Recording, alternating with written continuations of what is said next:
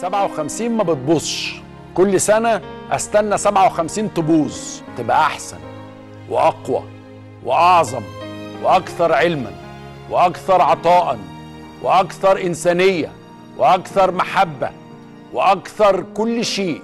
57 تتحسن دائما.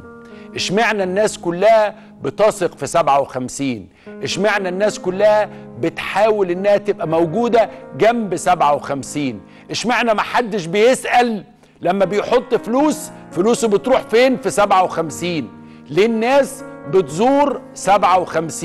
ليه الناس بتحب تبقى موجودة جوه 57؟ لأن الناس خيرة، مش علشان بس الخير، مش علشان بس الرحمة، لأنه حاسس إن فلوسه بتروح في حتة صح.